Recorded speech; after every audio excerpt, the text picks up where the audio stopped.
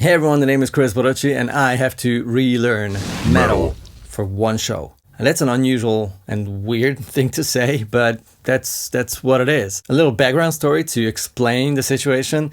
And in case you're not interested in this, you can skip to the next part. You'll find a timestamp for that.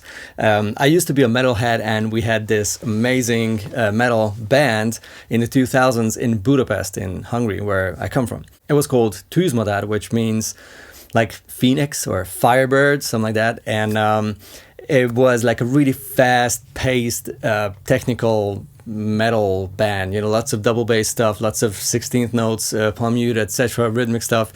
And it was awesome. I loved it. We kind of almost made it. We had some success for sure. We had, a couple of albums out, we had a label, we played festivals, opened for Halloween and Ed Guy and proper big metal bands. And then when we thought it's gonna be the breakthrough, it just did not really happen. It started to slow down, things started to happen, life happened really. And then in 2008, I moved to Germany, so I had to quit the band. This year, 2024, is the band's anniversary though. It's the 25th anniversary of its existence, and they wanted to celebrate it with just one single show. My first thought after my excitement was, oh my gosh, I don't know if I can play these licks and riffs anymore because I don't really play metal that much. What I want to do today are actually a couple of things. First of all, I want to show you a couple of those riffs and rhythmic patterns and stuff that I am struggling with. They might be really cool for you to practice as well, just in case. I don't know, you want to work on your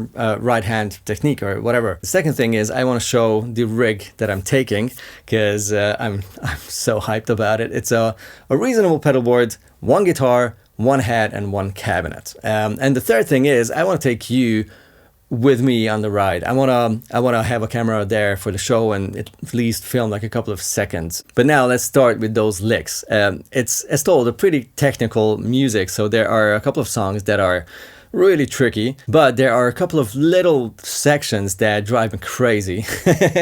And I do not know how I was able to play them that easily. Oh, and another thing, if you know that you're gonna be playing standing up, then practice standing up. Super important. All right, so here's an example of a song that has a really cool rhythmic intro and a kind of challenging verse.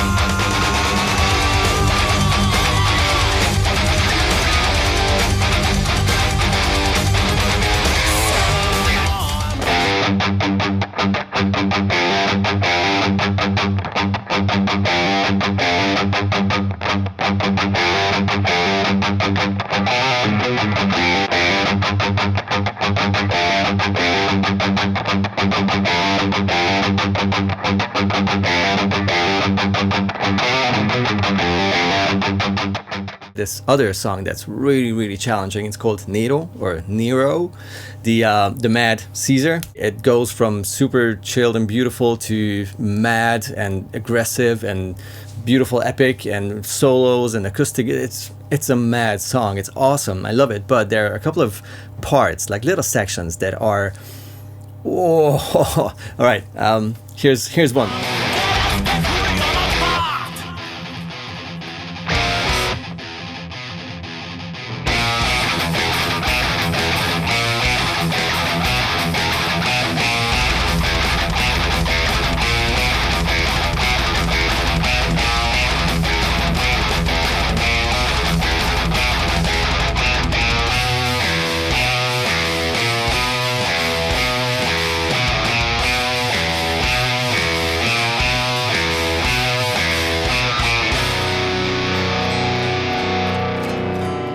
Which is quite progressive actually. It goes from 8/8 to 7/8 and then back and forth.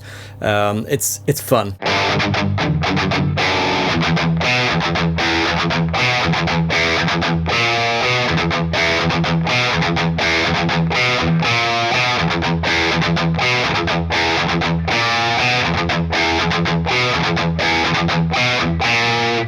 And now the toughest riff that I had to learn for the show.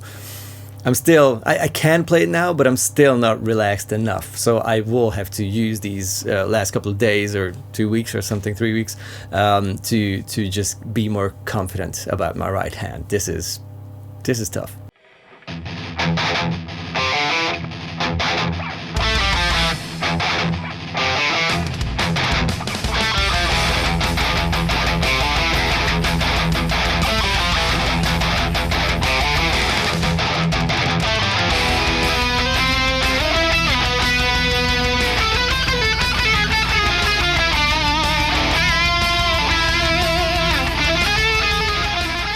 Which in theory is not very complex. And if you play metal and are used to this sort of palm muted rhythmic playing, it's probably super easy, like lame easy. But believe me, if you're not into metal or just don't play metal for a long time, this is tough.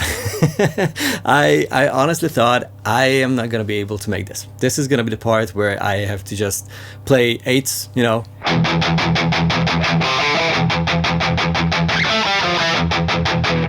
Which is stupid, but I was that devastated.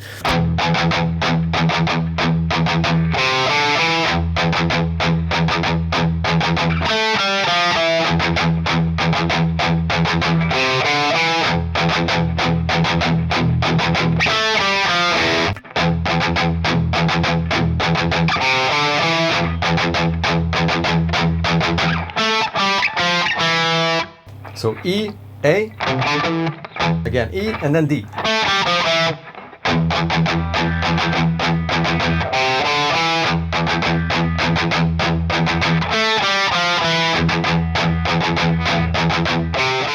Alright, let me walk you through the rig. It's reasonable. I wanted to say simple, but there are a couple of things here, but they all have their purpose, and I wanted to keep it as minimalistic as possible. So, one guitar, and it's the Les Paul because it has 2 volumes, and I can rock out on the bridge pickup whilst doing this on the neck.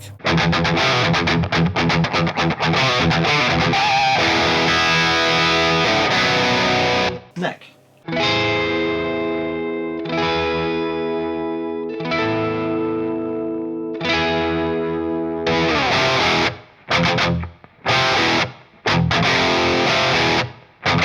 And it plays like a dream. So yeah, this is the guitar. And the pedal board, you can see it right here. There's a backup plan built in there. So on the upper right side, the Polytune, obviously that's the first pedal. Then the second one is the Castelliter Pelion, which is clon style pedal, one of my favorites, and it's awesome to push the Mesa a little bit more into like a real chug, like from tight mid-gain chug to a proper mean chug. This is what it does.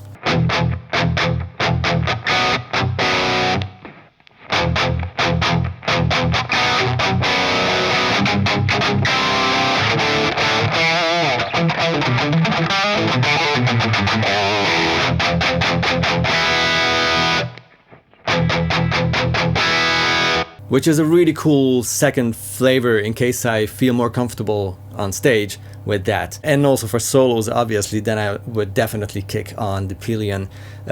Love the pedal. Then the cable goes straight into the input of the amp. The amp is, by the way, the Mesa Boogie Mark III, which is my good old companion.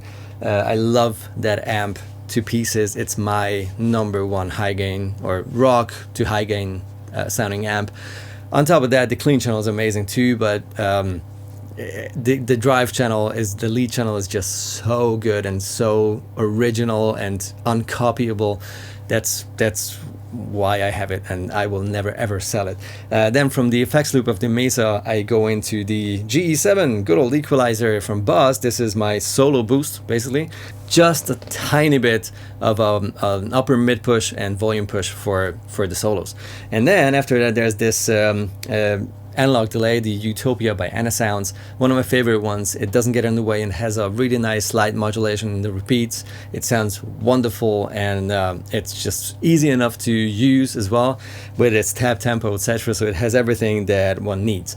And then on the top row, there's the Soldano, which is kind of strange. Like, why would I use that if I have the Mesa? Well, if I have the Mesa, I don't use it. That's the backup plan pedal, because if the Mark III decides to wave goodbye and just stop working, I need a backup plan. I will take the Rev D20, that really nice compact lunchbox amp, which takes pedals like a champ. That's gonna be my clean backup amp, and the Soldano, the SLO pedal, is gonna be the drive sound. So that's gonna replace the saturation that I get now from the Mesa in case the Mesa dies. All right, so let's drive for 9 hours straight. Let's go to Budapest. Yeehaw!